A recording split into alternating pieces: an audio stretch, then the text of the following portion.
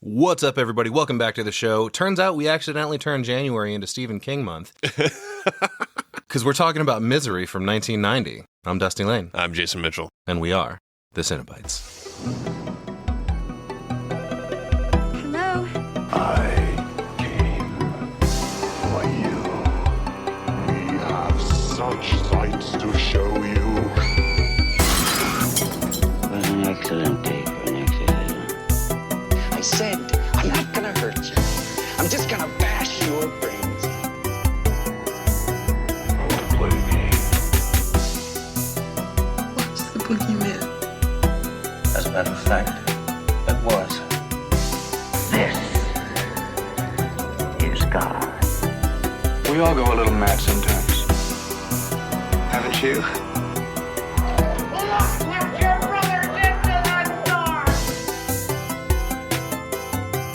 But sometimes, that is better.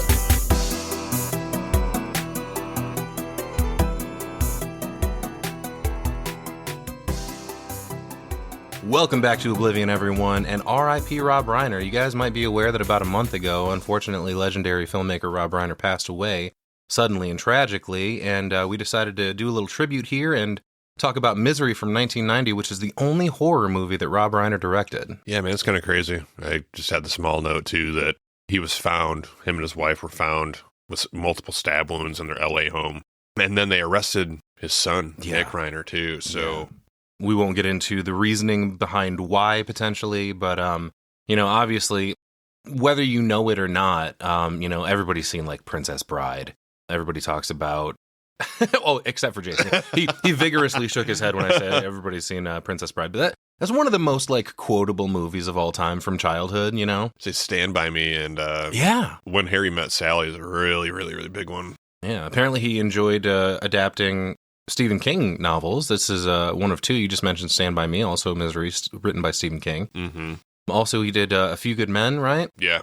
Oh, yeah. Meathead, originally in All in the Family from way back in the day. I think that was a sitcom from, you said, the 70s? Yeah, 1970s. He won Outstanding Supporting Actor for a comedy series for that in 1974 and 78. Too. Yeah, I remember my dad watching that a lot. He was really into those old sitcoms he grew up on and then kind of got me into a bunch of them. I've watched more Andy Griffith Show than I care to admit. I know I would probably win every single trivia contest about the Andy Griffith Show or I Love Lucy, shit like that. But yeah, let's get back to this one. Screenplay by William Goldman.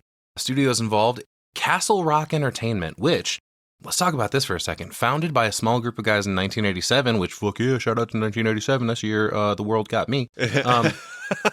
But that small group of guys included Rob Reiner. That was his studio. Oh, okay. Who named it Castle Rock after the fictional Maine town in which a bunch of Stephen King stories took place. So okay. I fucking never knew that. That was wild. Okay. Oh, also Nelson Entertainment, whoever the fuck you are, get out of here. Distributed by Columbia Pictures, this had a rating of R and a runtime of 107 minutes. We were set in this movie not too far from the overlook in The Shining, actually, near Silver Creek and Sidewinder, Colorado. Yeah. Which I don't know what the fuck is going on. We got 2 Stephen King movies this month, both of which set in Colorado, which I'm pretty sure these are like basically the only 2 Stephen King movies not set in Maine. Really? But this movie was shot in and around Genoa, Nevada. Wow. Okay. The plot on this guy, basically Stockholm Syndrome goes both ways, baby. Let's go. No, but for real. Annie Wilkes is a little wacky in this. But speaking of, that role, obviously, by Kathy Bates, which her performance in this movie won an Academy Award and a Golden Globe. But that made this film the only Stephen King adaptation to win such an award. Oh, wow. I didn't know that. And King was so impressed, he wrote 2 more roles for her after this, one of which he changed a male character to a female. In The Stand, Ray Flowers became Ray Flowers, R-A-Y versus R-A-E, so that she could play it. And of course, the titular character in the novel, Dolores Claiborne, was written with her in mind. Wow. We've also got Paul Sheldon, played by James Caan, who... This is this movie's Stephen King stand-in. He fucking loves putting in Stephen King stand-ins in all of his movies, dude. Bill in It. Bill Denbrough is a writer who... Actually, there's a scene in the 1990 It where you can see in the library they have like a book signing or something. And on the table you can see a book called The Glowing. Oh, really? But yeah, obviously Jack in The Shining, he's always got some sort of a writer in peril situation going on. Apparently other actors were offered this role but turned it down, including William Hurt, Kevin Kline, Michael Douglas, Harrison Ford, Dustin Hoffman, Robert De Niro, Al Pacino, Richard Dreyfuss, Gene Hackman, and Robert Redford. Wow. Holy fucking shit. Why'd they all turn it down? Various reasons. I don't know. Huh. All right, then. Also, Angelica Houston and Bette Midler were offered the role of Annie before it went to Kathy Bates, but thank God they turned it down. Bette Midler apparently regretted the shit out of it later. I say Bette Midler? No way. Well, if she had it, she would fucking end up busting into song halfway through. Yeah. So I think they made the right call. We got Sheriff Buster here, played by Richard Farnsworth. Oh, yeah, this dude's awesome. And I guess there was a deputy role apparently played by Billy Bob Thornton, but it was cut from the film. Like he actually filmed it and it was cut. I don't think that would go there at all. Yeah, I mean that's probably why they cut it. Yeah. because- Wow. Yeah, thank you for cutting that out. I don't like. Not that I have anything against Billy Bob Thornton. Yeah, I like him, but no, I don't see any need for that at all. Not for this movie, no. And especially, he doesn't give me horror vibes, or I don't know, Sling Blade's kind of fucked, but but in general, like, I don't need Billy Bob's sarcastic, smart ass stuff in the middle of Misery. Yeah. We've also got Virginia, which is Sheriff Buster's secretary / deputy / wife, Yeah. played by yeah. Frances Sternhagen. Yeah, their dynamic's pretty funny. We've got Paul's agent publicist, Marcia Sindel, played by fucking Lauren Bacall, dude. Coming out of nowhere, like from way back in the golden age of Hollywood. Lauren Bacall was a big name back then. She was really? in Murder on the Orient Express. She was in The Shootist. Huh. Okay. Yeah, man, big time Hollywood name. We've got Libby, who I believe was the manager at the hotel at the what do they call it? Yeah, like the little resort that he was going to or whatever. Yeah, whatever the fucking resort he was going to Not write resort, was called. but it was some kind of. It's a hotel. It's a lodge. Yeah. But that character played by Graham Jarvis, and we've got shop owner Pete played by Jerry Potter. Which, thank God, he had that name back when he did before Harry Potter existed. Jerry Potter. Can you imagine all the shit he got after that? I guess. Okay, Nice. Jerry Potter. I've always wanted to write a spoof movie called Gary Porter and the Chamber of Commerce. Wow. See what I can do with that. We've also got cameos in this movie by J.T. Walsh as State Patrol Colonel Sherman Douglas and Rob Reiner himself as a helicopter pilot. Nice. Yeah, man. Stephen King won the Bram Stoker Award for Best Novel for this Ooh, book. shit, yeah. Nice, dude. Thought that was good to include. Bram. We love movies, but I guess we talk about books sometimes too. Well, I'm going to tell you what. Movies wouldn't exist without books. It's true. Books were movies before movies. It's very true. Cinematography in this movie, I was really surprised to find out that Barry Sonnenfeld handled this. He was originally a cinematographer for the Coen brothers on films like Blood Simple and Raising Arizona, but he also shot Throw Mama from the Train, Big, and When Harry Met Sally. Throw Mama from the Train? Yeah, man. Fucking Dana DeVito. I can't remember. Was it Billy Crystal as well? And then it's got fucking Anne Ramsey, nasty ass Mama Fratelli from fucking The Goonies. Ew. Yeah. Yeah, ew. Huh. But he also ended up moving on to directing later, doing a couple of the Addams Family movies, the Men in Black trilogy, Wild Wild West, and fucking Get Shorty. Have you ever seen that? Yes. Yeah, Hell yeah. man. What the fuck? Good shit. Wait, Rob, who did that? Barry Sonnenfeld. I gotcha. Yeah. Gotcha, sorry.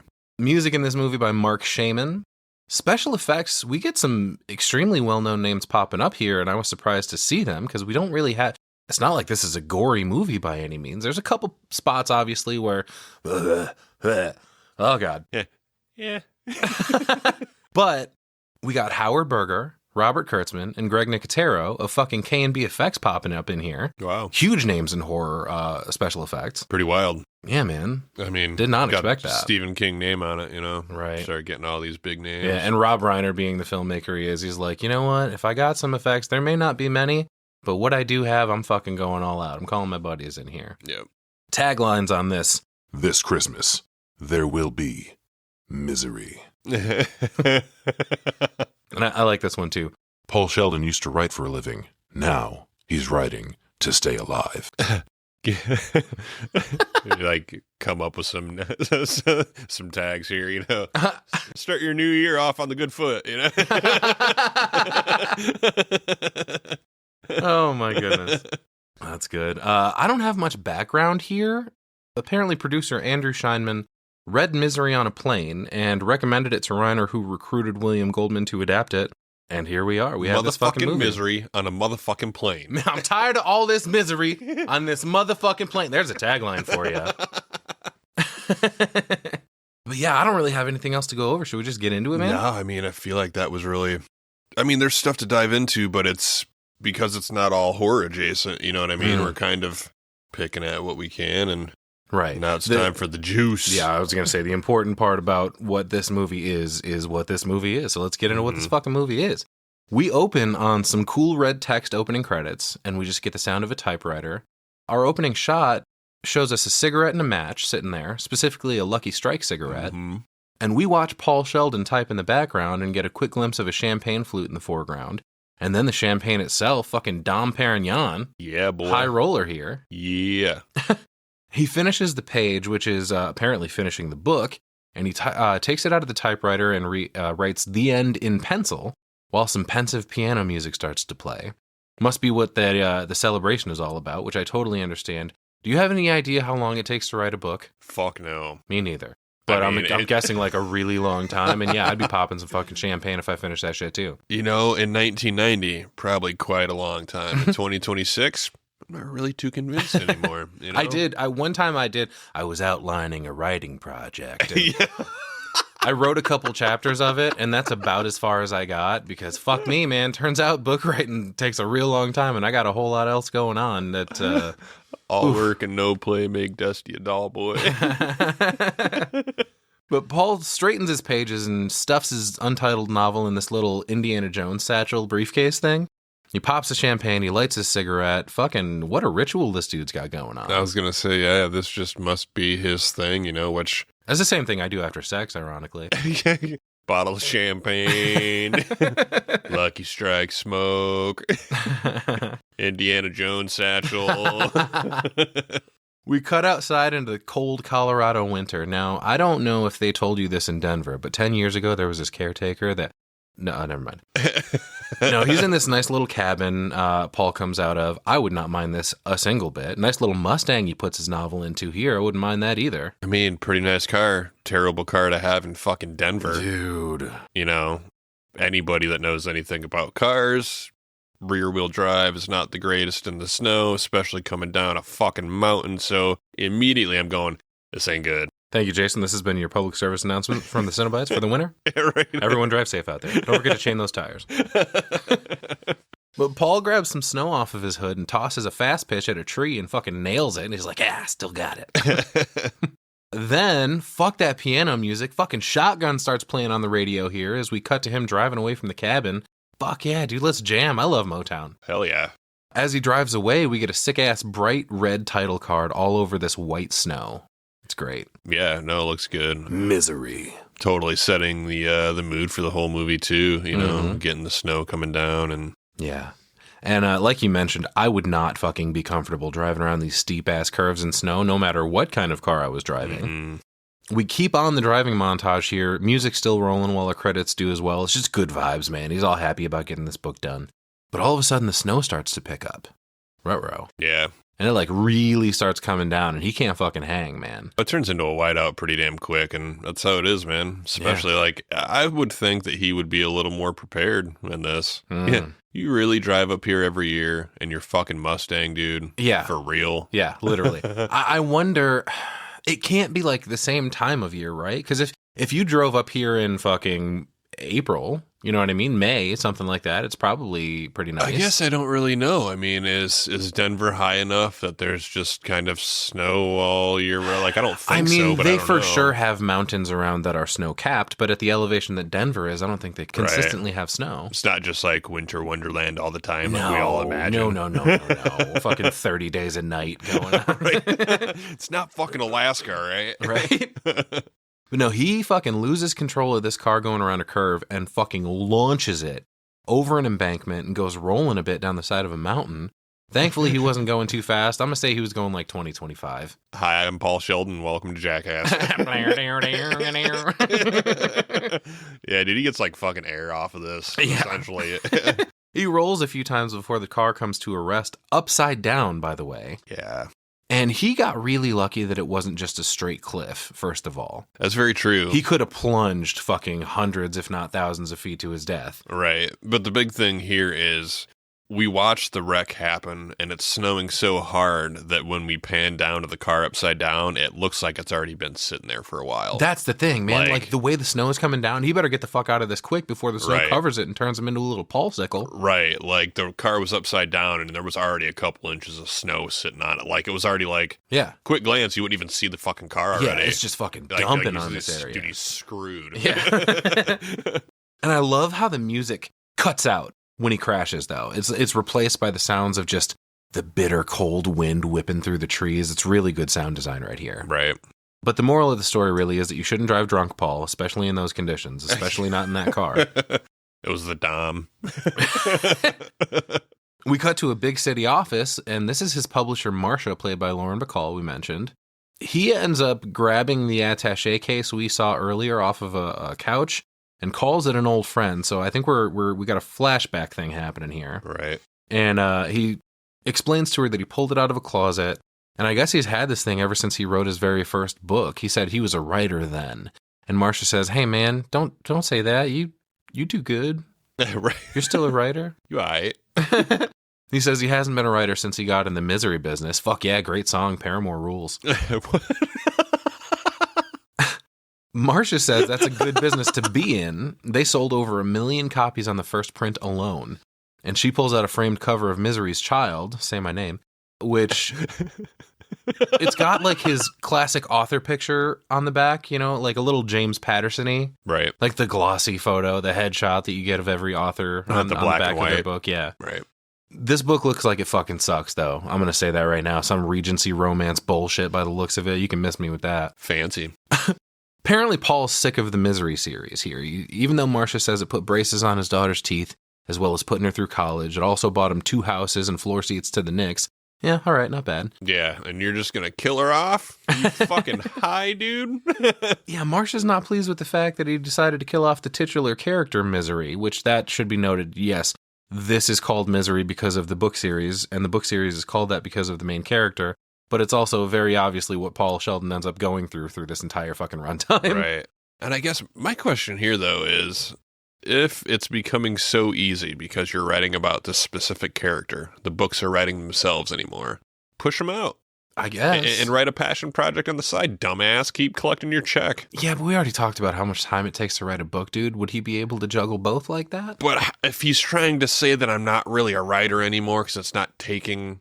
You know what I'm saying? Yeah, this isn't taking a skill. It's just I'm going through the motions, pumping these books out. I gotcha. See, I'm taking it more of as a it don't take no time. It should be fucking like a factory anymore. I'm just pumping out these shitty ass books now. Maybe that could be part of it too, because I'm not sure how long he goes missing for. But like, spoilers, everybody, cover your ears if you're not ready. She makes him burn his book, right? And then makes him write another one, rewriting Misery back to life.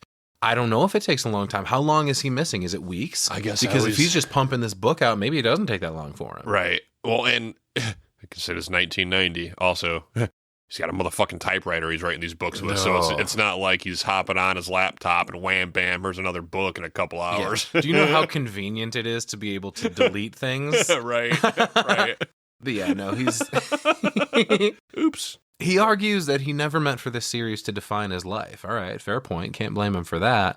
He says if he didn't kill her off now, he'd end up writing about her forever, but alas, it's over. And he tells her he's leaving Colorado to start writing his new book, which apparently has nothing to do with Misery at all. So we're apparently, we mentioned the flashback before the accident. We cut back to the upside-down Mustang, and Paul's just laying there bleeding in it with the doofiest fucking look on his face. Right. The book's laying on his chest somehow, and then he passes out. He's like holding on to it. He like grabs, like, fuck. Yeah, somebody save my baby. My baby's gonna freeze.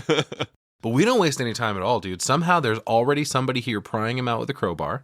I think it's the killer from Urban Legend by the looks of things. Dude, fucking kinda. Or the bird lady from Home Alone. The pigeon lady. These are 2 turtle doves. She gives him CPR and really holds back the urge to just make out with him while she's giving him mouth-to-mouth here, I bet. We got a squint situation happening. No, I don't think so. If I had to guess. There's a shitload of snow piling on top of him the whole time. That was probably the worst part of filming, I would imagine. But she revives him and stuffs the book in her coat, and then heaves his ass up into a fireman's carry and just climbs up this mountain with him on her back. Dude, do not fuck with Annie Wilkes. That's what I said. Holy shit, man. No, not believing it. Not fucking believing it. Well, we fade out from that, and he starts to come to inside fucking somewhere with her saying, I'm your #1 fan. You're going to be just fine. I'll take good care of you. That's kind of scary. Well, I mean, it's meant to be comforting here. I don't know, dude.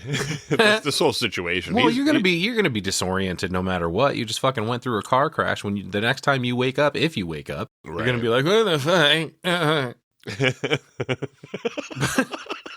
But he looks up at an IV drip above his head and then looks back over to see Kathy Bates, ladies and gentlemen. How about a round of applause for that? It's a little too close if you ask me.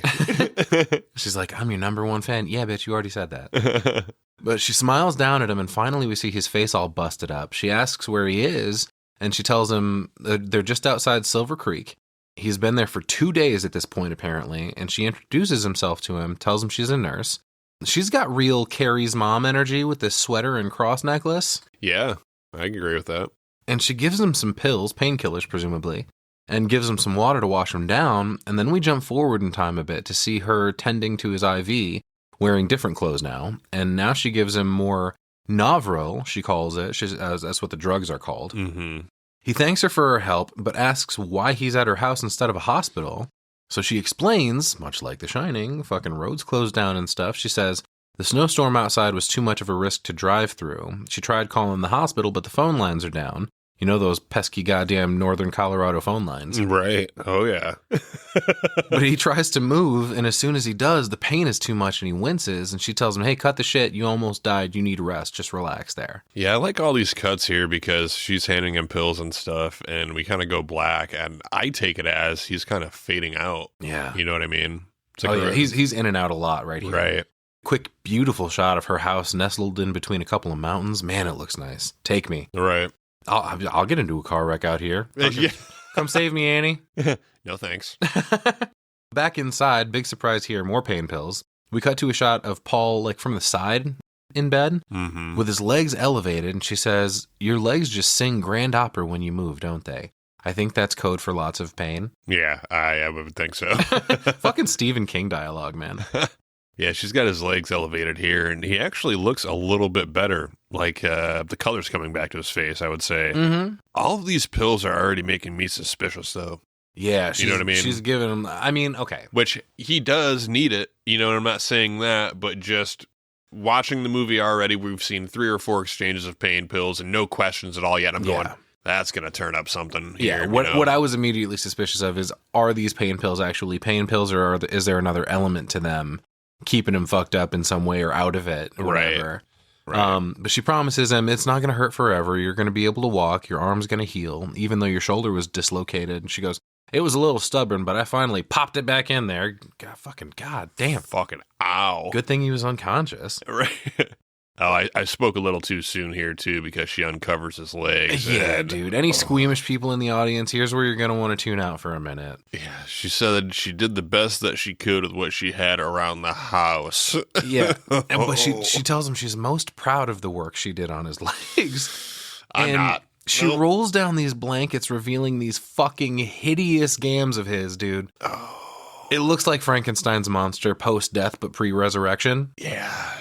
It looks like she sawed up a couple of crutches and got some screws from the dirty old garage. Yeah, for his, like, splinting his legs or whatever. Oh, my God. But then she starts to go into detail about what actually happened here. And she says, Both of your tibias have a compound fracture. Yep. I could hear the bones moving, so it's best to remain immobile. Yeah, dude. Oh. And he fucking like looks down and he freaks out a little. I would too. His fucking feet are so swollen and discolored. Oh my God, his legs don't look like legs, really. It's so they do, awful. but yeah. And we get this really good shot panning down his legs, and like you said, we see that she's put both of his legs into a splint, using a couple of crutch parts, a fucking paint stirring stick, apparently, whatever she fucking had to use. And she says, as soon as the roads are open, she'll take him to the hospital, but in the meantime, you got a lot of recovering to do, and I'll consider it an honor that you'll do it in my home. Yeah, something is already feeling off about all of this. Yeah. Something about the concrete screws going into his kneecaps. But Oh, God. oh, yeah, I don't know. It's not that Annie has necessarily done anything wrong yet. You know, she seems great, but it just... I've seen too many horror movies, man. I just already know, Yeah. you know? Well, she covers him back up and leaves him to it. That's when we cut back to Marsha's office in New York City. And she calls the police in Silver Creek, Colorado, apparently after not having heard from Paul in a couple of days or whatever. And Sheriff Buster answers the phone. That's where we get our introduction to him. This dude's awesome. He asks if she wants the sheriff or the chief of police. And she goes, whichever one's not busy. And he goes, well, I'm pretty sure they're both not busy because they're both me. Yeah. I also happen to be president of the Policemen's Benefit Association, chairman of the Patrolmen's Retirement Fund, and if you need a good fishing guide, you could do a lot worse. Call me Buster. Everybody does. What can I do for you? Yeah, this comedian is Sheriff Buster. Yeah, these fucking one-horse towns, man. Yes, I'm the sheriff, the justice of the peace, the notary public, the pharmacist, the town doctor, judge, jury, and executioner. Fucking, yeah. I guess it's not so tough in a town of 300. Right. Probably not even, man. But Marsha tells him she feels silly for calling, but listen, I can't find Paul. He might be in trouble. And Buster's like, oh shit, Paul Sheldon? Yeah. The Paul Sheldon? The writer? No way. Everybody sure loves those misery books, he says. Yeah. Everybody sure loves them misery books. Yeah, he's almost like a gold prospector, like, oh, Bob, howdy. Well, you got Paul Sheldon in my town? Right. Oh, shit. Everybody close that. Put it out in APB. We got to find this fella. But no, she tells him Paul goes to the Silver Creek Lodge to finish his books, and he's been up there for the last 6 weeks, or should have been anyway. Apparently, he checked out last Tuesday. Something strange. And she thinks it's strange, but Buster's like, well, does he usually call you before he checks out of a hotel? Yeah, I didn't think so. Right. She says his daughter hasn't heard from him either, and he usually keeps in touch when he's got a new book coming out. The conclusion is he might be missing, but she still feels dumb for calling. And Buster tells her he'll keep an eye out for, put his name in our system, he says, which consists of him putting a sticky note with Paul's name on it on a bulletin board. Yeah. That's their system. Yeah, hell yeah, dude. He goes, if anything turns up, I'll be in touch. And he hangs up, and his fucking secretary, wife, deputy, whatever, says, oh, we got a phone call? Busy morning. Yeah, work. Right. Yeah, dude, I like this. Buster's guy likes to get shit done, you know? Give me that fucking sticky note. He looks up, he goes, Virginia, when was that blizzard we had? And she goes, oh, it was last Tuesday. That was right when Paul Sheldon went missing. Dun, dun, dun. And he ponders it all while playing with a rubber band, and then we cut back to Annie's house with the rubber band. with a rubber band. And Annie's giving Paul Sheldon a shave like OG style with a straight razor. He's talking to her here, appreciative about what she's done for him. He goes, I guess it was kind of a miracle you finding me. And she's like, oh, don't be silly. I was already following you in a way. And he's like, fucking excuse me? And she goes, well, she knew he was at the Silver Creek Lodge. And she goes, you got to know these things if you're someone's number one fan, of course. Creepy. And sometimes I tool on down there and sit outside and look up at the light in your cabin, wondering what's going on in the room with the world's greatest writer. Fucking red alert, dude. Take the razor and stab her. Fucking danger. Stranger danger. But he gets enamored with the fact that she just called him the world's greatest anything. And he jerks a bit at that. No, stop it.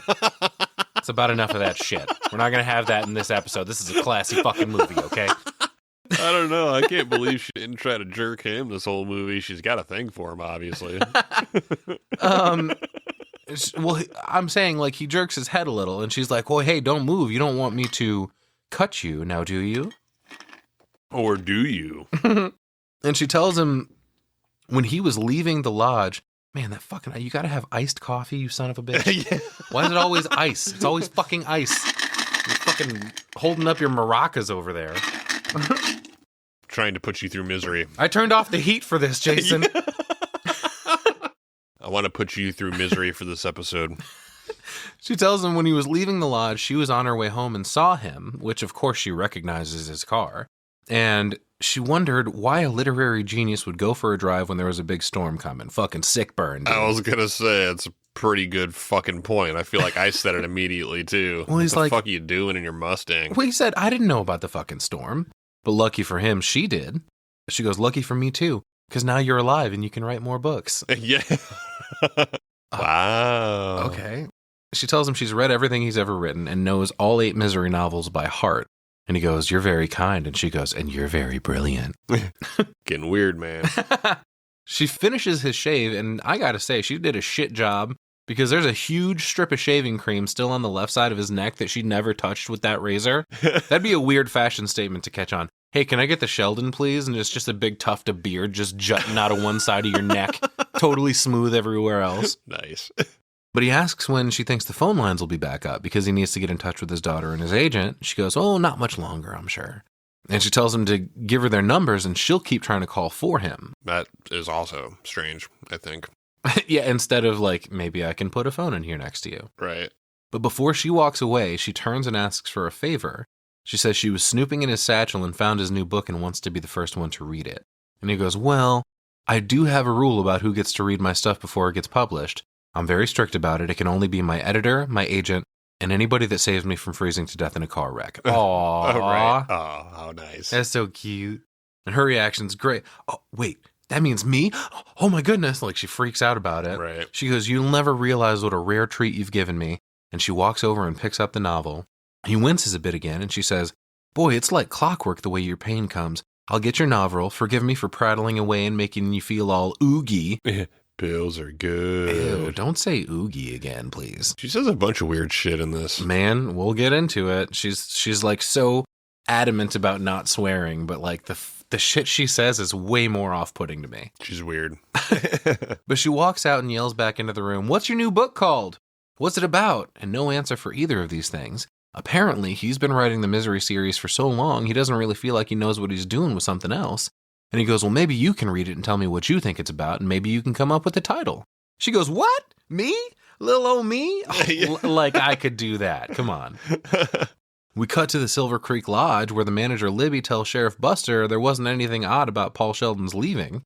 He always orders a bottle of Dom Perignon when he's ready to go. He pays him and he bolts, and that's exactly what he did. Mm-hmm. But Buster asks if there were any long-distance phone calls or FedEx packages or fucking weird ladies sitting outside staring up at his window, nothing like that. Yeah, fucking nothing, evidently. Says nothing's out of the ordinary.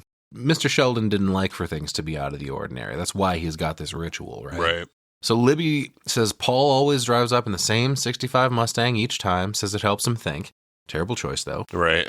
But he says he's always been a good guest, never makes any noise, never bothers anyone. And he goes, I sure hope nothing's happened to him. I'll bet that old Mustang's pulling into New York right now. Disagree. We cut back to Annie's where she's feeding him some mater soup in bed. She tells him she's 40 pages into his book, but something feels off. But she dismisses her thoughts, claiming it's ridiculous to criticize someone like him. He's perfect. Oh my God, Paul. Oh, Paul. She tells him it's brilliantly written, but the swearing is a big problem. It has no nobility. Right. Now, wait a fucking second. I have a couple of points to make. Dusty language. I'm sorry. Wait a cocky duty second. Yeah. I got a couple of points to make. She's reading his new book that has nothing to do with Misery at this point, even though there's also another Misery novel coming out that we'll get more of later. But she says this new book that he's writing has too much swearing. Is there not any swearing in the rest of these Misery novels? I find that hard to believe. Is it just because it's Regency romance and everybody's all fucking proper? Oh, yeah, I don't know, really. I would assume that she would be used to this. Like, speaking of Stephen King, this is him kind of taking a jab at himself, because if you've ever read a Stephen King novel, you'll know he's no fucking stranger to any fucking cuss word or, the occasional 1 or 500 in every fucking book he's ever written. Right. But I would assume that Paul would have the same writing style-ish or something. There couldn't have not been any fucking profanity in any of these other novels, right? And then only this final one. Yeah, I kind of wondered about that too. That'd be wild. That'd be fucking wild. That'd be cocky duty wild. There we go. But Paul's like, look, dude, these are slum kids. I was a slum kid. Everybody talks like that. And Annie's like, no, they don't. And she fucking loses it here for a second, dude. Yeah. She's like, what do you think I say when I go to the feed store? Wally, give me a bag of that effing pig feed and 10 pounds of that bitchly cow corn. Yeah, what? And at the bank, do I tell Mrs. Bollinger, oh, here's one big bastard of a check. Give me some of your Christing money. She's fucking nuts, dude. All right. So, wait, bitchly? Christing? Clearly you have no idea how to cuss, Annie. She was sheltered. Meanwhile, we see how she's flipping already. She's losing it, going off about the profanity, throwing her hands around, not noticing that she's spilling his soup all over him. Right. And then she gets pissed off about there. She goes, look, there, see what you made me do? Yeah. Screaming whoa, at lady. him. Fucking calm down, crazy lady. Yeah, and this is over nothing. Yes.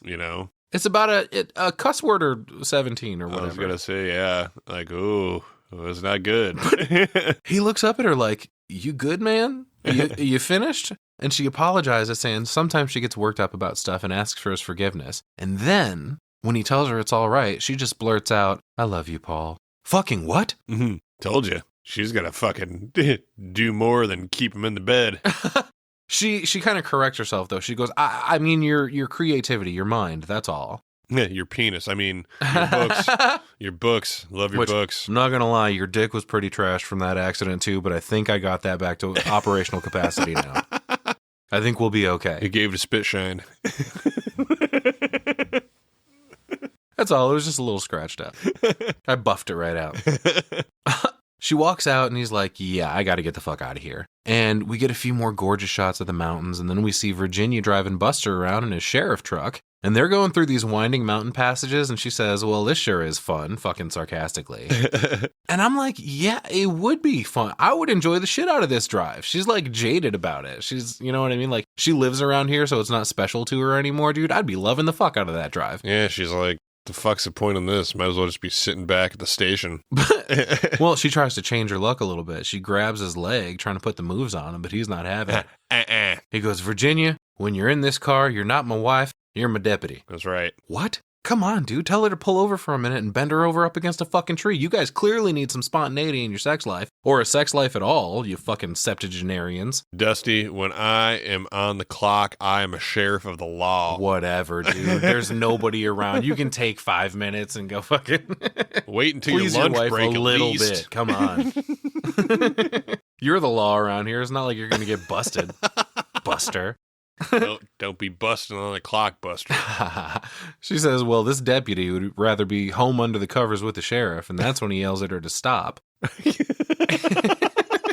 Well, when he tells her to stop, I'm like, okay, there you go. That's what the fuck I'm talking about. Oh, damn. Nope, he's not gonna fuck. Pull the car over. You're getting it. Oh, you know what? I've seen some tracks over there. Yeah, he sees a broken branch and he wants to investigate. And she tells him, oh, that's nothing. That could have been the weight of the snow. He goes, yeah, it could have been a lot of things. Could have been the wind. It also could have been, I don't know, a 65 Mustang. Dun, dun, dun. Yeah. But he crawls. Why was that one so much more intense? Dun, dun, dun.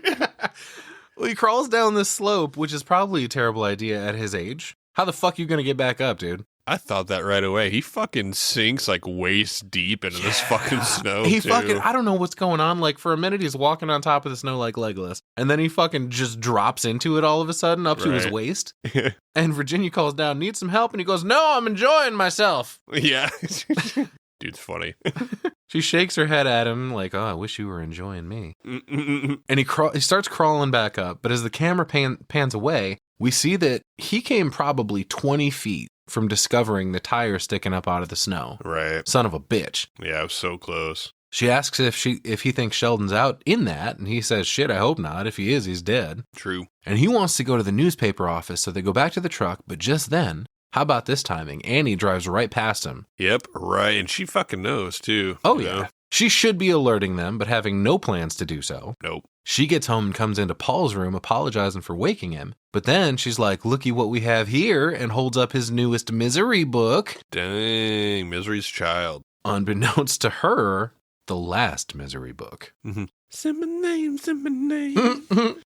Misery's Child. So anyways, right away, I'm kind of like, bitch, you just got back from the store with a brand new book. The motherfucking roads are open. Hospital time. Exactly. Fucking exactly. Right. Like, she tells him that she got the first copy of the book, and he's like, all right, great, so the roads are open. She's like, well, no, not exactly. The one to town is, but that's about it. Is that not where the hospital is? That's exactly fucking right. Is the hospital not in town? That's a real good place for a hospital to be. That's exactly what I thought immediately, like, yeah, bet you the hospital's in town.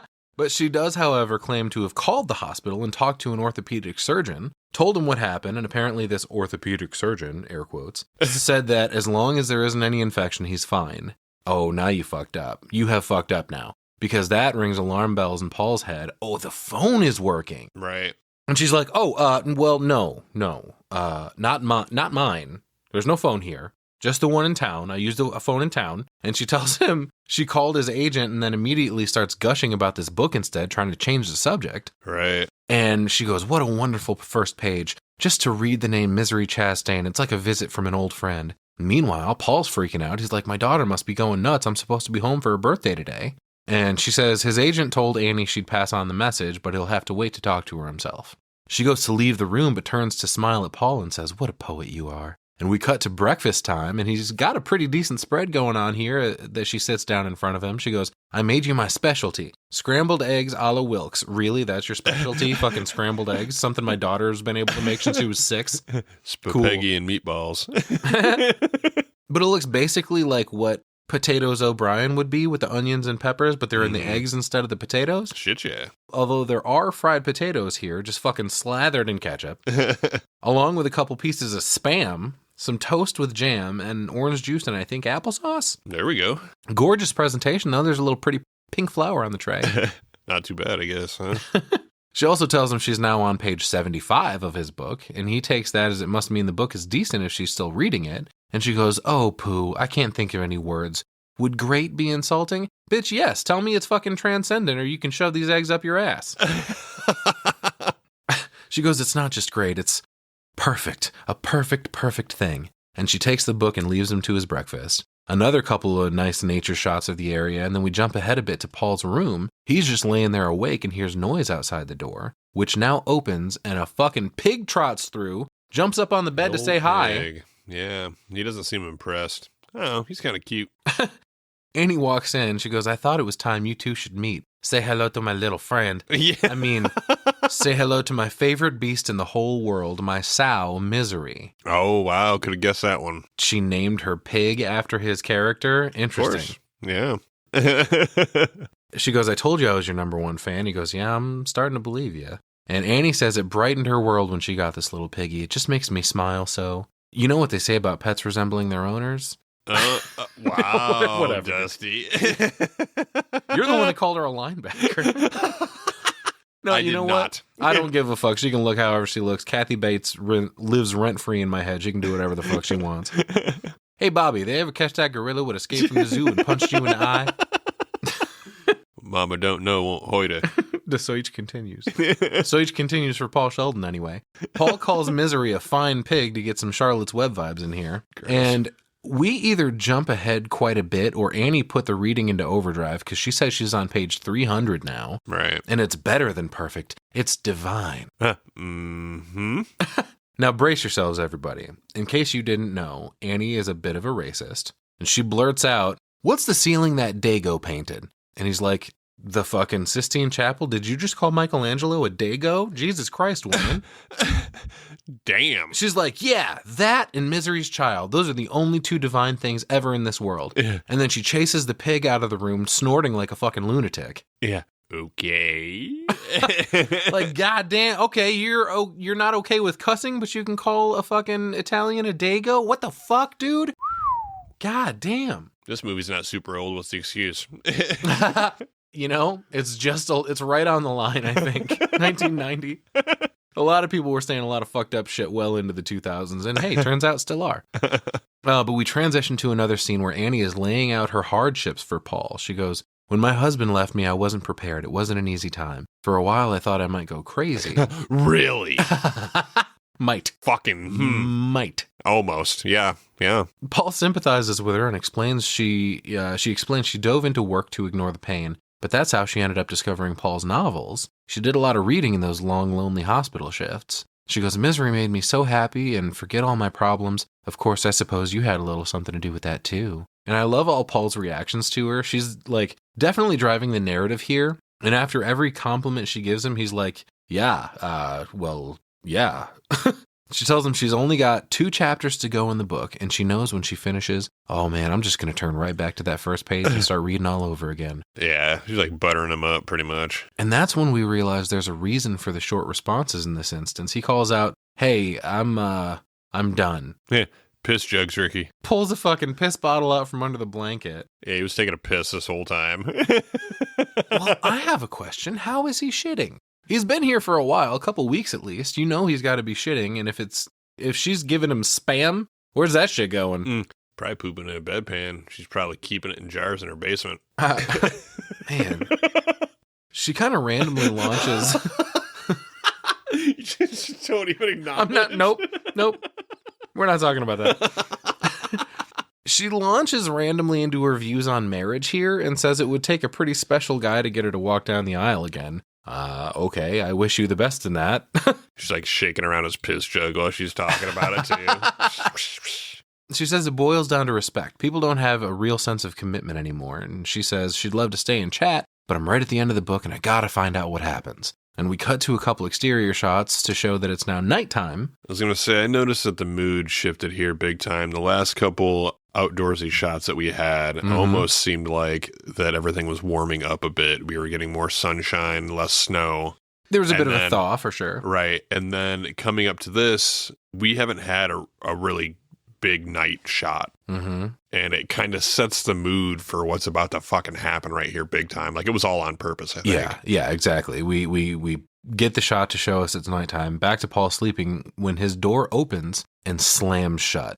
And he wakes up to see Annie standing above him with an angry expression on her face. And she goes, "You dirty bird. How could you? She can't be dead. Misery Chastain cannot be dead." And he's like, "Dude, it takes place in 1871. Back then, women died in childbirth all the time." But her spirit is still alive. That's the important thing. But Annie loses it. She goes, "I don't want her spirit. I want her, and you murdered her." Fucking screaming at him, pounding on the bed, which has to not feel good at all. She wears her heart on her sleeve. He's like, "Bitch, nobody murdered her. She just died. She just slipped away." She goes, "Slipped away? She didn't slip away. You did it." And she smashes a potted plant on the ground and takes the table it was sitting on, raises it above her head to fucking murder him with it. But then she thinks better of it and smashes it against the wall instead. Yeah. Wow. She goes, "I thought you were good, Paul, but you're not good. You're just another lying old dirty bird, and I don't think I better be around you for a while." And she walks to the door, but then turns to say, "And don't even think about anybody coming for you. Not the doctors, not your agent, not your family, because I never called them. Nobody knows you're here. And you better hope nothing happens to me, because if I die, you die." Oh shit, just like Dustin and Steve. Man, reality has sat in here. And he stares around the room panicked. Yeah. And Annie drives off in her fucking vehicle. Yeah, she goes to blow off some steam. She's just got to take a little drive. Slams the door as she leaves, and he just looks around like, "Holy fucking shit, what was that?" Yeah, we might be in trouble now. So now he knows he's got to get the fuck out of Dodge. So this dude pulls himself out of bed, slamming his grotesque fucking legs on the floor like an idiot. We get a nice little close-up of his Frankenfeet. His gross, disgusting legs, and he pulls out of bed. Your sick, gross legs. It's so gross. Gross old balls. No, he drags himself across the floor with one fucking arm, by the way, trying to make it to the door. He gets there only to find it locked from the outside. Fuck me. His nubs are looking pretty bad right here, His too. nubs? What nubs? He ain't got no nubs. I mean, he can't use them. Might as well be nubs. But the legs? Yeah, just fucking... They're not nubs They're unless useless. they're fucking chopped off in some form or fashion. Useless pieces of meat. We cut to Sheriff Buster on the phone with Marcia, who he tells there's no point in coming to Colorado. We see he's got a newspaper article in front of him that's asking for the public's help in finding the noted author. And if you read this article, we get the info that Buster's real name is J.T. McCain. Ah. And I found it funny that after 4 paragraphs, the article just seems to start over, but it's also continued on page 4. But Buster tells Marcia he's doing everything he can. He's working with the state police and the FBI. Holy shit. Damn. And he hangs up the call just as Virginia finishes a call of her own, checking on the credit purchases of Paul Sheldon's, which after leaving the Silver Creek Lodge, there's nothing. Yeah, no activity, which, I mean, duh. It turns out the newspaper ad that they went to, that's what they did. They went to go put out an ad in the newspaper. Mm-hmm. So, but they haven't received any calls about that either. Right, yeah. No luck there either. Fuck, man. Man, you remember? You imagine that? Man, what the fuck do we do? I don't know. Let's go to the newspaper. When's the last time you saw a fucking newspaper? When I make a fire for our house because Right. I got to burn it in the wood stove. That's about it. And I guess the question is, where do you get it? When you walk into the gas station, they usually have newspapers there Still you got can the grab blade there for cheap, whatever. for yeah. $1. Yeah, probably. Inflation, more it's than probably that like now. $8 now, I'm sure, but whatever. Yeah, that's crazy, kind of the things that we seen all the time when we were kids. You don't really see anymore. You know, Oh, yeah. you used to see a newspaper every Sunday thrown out in front of the house. You know? It's kind of crazy. It is crazy. Back to Annie's house, she discovers Paul laying on the floor, but she blames herself. She goes, "Oh, if I had a proper hospital bed, this never would have happened." No, if you weren't a fucking nutcase, this never would have happened. Nut bar.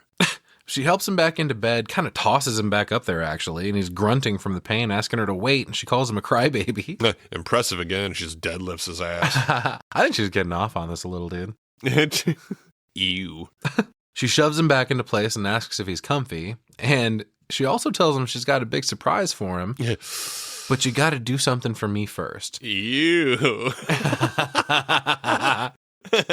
Now, here's Mama's got some pent up aggression. Now that you're back in bed, I'm just going to climb right up here and I'm going to stick this right over your face. Just gently hover as much as I can. Anyway, he asks for a snack and she's like, "All right, but first, just listen to me. Sometimes my thinking is a little muddy. I accept that. That's why I couldn't remember all the things they were asking me on the witness stand in Denver." Yeah. What the fucking what? Yeah, that's what I was getting at. What the fuck's she talking about? But anyways. She goes, "But this time I thought clearly. I asked God about you, and God said, I delivered him unto you so that you may show him the way." What fucking way? Come again? I should have known it was a crazy fucking Christian, huh? How didn't we see that a mile away? Oh, boy. Well, we did. I called her out for being Carrie's mom earlier. Right. She had the fucking necklace It just on. hadn't come out to full effect yet. Right. But she walks out of the room and comes back in pulling a grill into it. Oh, Yes? dude. Yeah, right away. This is not, I didn't predict what was going to happen here. No. You know what I mean? How could you? I was like, oh my fucking God, she's going to like force feed him his thigh or something fucked up, you know? Like, oh God. Well, I certainly didn't predict her pulling a fucking charcoal grill into the room that has his briefcase, some lighter fluid, and some matches sitting on the grate. What the fuck? Yeah. Oh, yeah, that's right. She's into books. She wants to burn his book. Okay. Thank God. We're going to eat your liver with some fava beans and a nice Chianti. Yeah, fucking the doctor's in. This is what I was thinking. I was like, holy shit, man, no. Well, he watches as she douses his manuscript in lighter fluid, and he's like, "Oh, hey, no, when I mentioned a snack, I was thinking more like cheese and crackers." And she's like, "Shut up, this is no time for jokes." She goes, "You must rid the world of this filth." And she hands him the matches, asking him to burn his book. Okay, Hitler, no thank you. Yeah, burn your smut. Fucking crystal knocked over here. Right. But he says, "No problem. My agent made dozens of copies. There's going to be an auction in New York. Every publishing house in New York is reading it now, so me burning this isn't ridding the world of anything." She calls his bullshit. She sure as fuck does. Yep. She goes, "All right, light the match then, bitch. If it's not a big deal, go ahead, do it." Which he hesitates, of course, and she tells him, "Look, man, I know this is the only copy. When you were 24, you wrote your first book and didn't make any copies because you didn't think anyone would take it seriously. But they did, and ever since, you've never made any copies because you're superstitious. That's why you always come back to the Silver Creek Lodge. You told that story to Merv Griffin 11 years ago." Gotcha. Holy shit, she really is his biggest fan. Yep. Fucking gotcha. He's like, "All right, look, I won't publish it. No one ever has to know this exists. Please don't make me burn this fucking book that I spent so much time on." But she tells him, "As long as it does exist, your mind will never be free. Can't you see this is what God wants? You're so brilliant, I'd think you'd certainly be able to see that. And the whole time she's saying all this shit, she's walking around the bed fucking spritzing the bed with lighter fluid? Yeah, dude. What the fuck, man? And she says, help me help you. Yeah. I'm like, oh, fuck, man. Yeah. Spooky fucking score vibes this whole time, too. Yeah. How about we just burn you alive then, since you don't want to burn your book?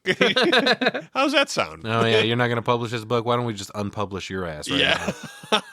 She goes, we're put on this earth to help people, Paul. I'm trying to help you. Please help me help you. And he grabs the matches and lights one. And she goes, you're doing the right thing. And he tosses it on the title page, and it goes up in a huge conflagration. Maybe a little too much lighter fluid there, Annie. These are going to taste terrible. Yeah, agreed.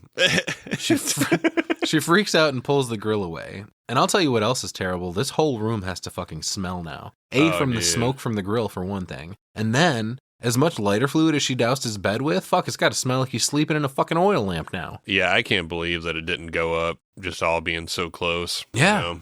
I'm surprised one of those fucking flames didn't trail over. It's fucking lighter fluid on fabric. Right. And it's kind of crazy, though, because when all this is happening, we hear the helicopter looking over top, and it's Sheriff Buster, and they're like kind of just happen to go over the Wilkes farm that is out all by itself, right? But something that crossed my mind was, obviously you don't want to light yourself on fire, but if for some reason that shit would have went up, the helicopter would have fucking caught the smoke, you know what I mean? Depending on how quick it caught anything else, perhaps. Like, I don't know, if it catches the bed, is it going to catch the room? How quick is it going to catch the room? Is the helicopter going to be fucking flown by black then smoke, already? yeah. It probably would have been so close. You know, blankets on fire, smoke out the window. Yeah. It would have, I don't know. But it was crazy timing here, honestly, though. She runs out, she freaks out, she's like, oh my goodness!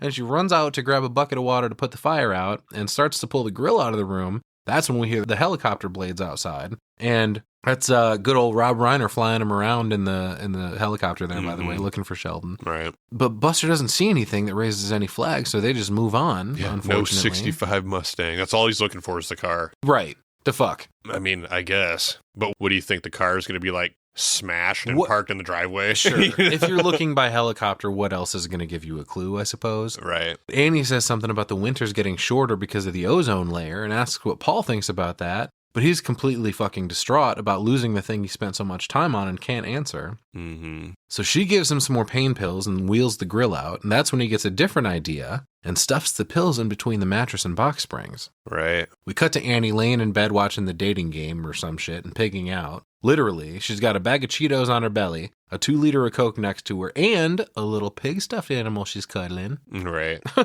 But we get a cool shot that mirrors the side view of Paul in bed as we cut to a side view of Annie in bed. Right. And in the background, in the back corner there, she's got a little mural fucking collage shrine to Paul Sheldon on her wall by the lamp. Yeah. Oh, yeah. All of his books and like a signed picture and shit. Fucking what the fucking fuck, man? We cut to Paul eating in bed, and he sees more medicine next to his dinner, so he takes his fork, cuts a hole into the mattress to stuff the pills into it now. That's a better idea. Yeah, I agree. But the next day, we see Annie wheeling Paul around in a wheelchair. She goes, isn't this nice? And he goes, yeah, I always wanted to visit the other side of the room. And happy news here, she also got him an electric razor so he can shave himself now, which is probably a godsend. You don't want this woman anywhere near your neck with a straight razor. I wouldn't think so. It made me nervous earlier, but fuck. She could kill him anytime she wanted to. When she was shaving him before, that's before he pissed her off by killing her fucking favorite character. Right. He goes, if I knew this was going to be the surprise, I would have burned all my books. Right. Hey, you got to keep it comedic when you're being held against your will. Yes. She's like, hey, mister, don't be sarcastic. Here's your big surprise. It's your new studio. Yeah, what? Writers need a place to work. Yeah. He's like, what do you think I'm going to write? She's like, well, now that you've gotten rid of that nasty manuscript, you can go back to doing what you're great at. You're going to write a new novel. Misery's Return. This is fucked, man. She's like essentially starting to talk for him, you know. I know you didn't mean it. There'll be a book in my honor for saving your life and nursing you back to health. And she fucking carries in a card table and sets this big ass typewriter on top of it. She goes, I know you'll make it right now. You're going to make me the envy of the whole world by dedicating this book to me. I expect nothing less than your masterpiece. Oh, fuck, man. You better write right. Better write right, boy.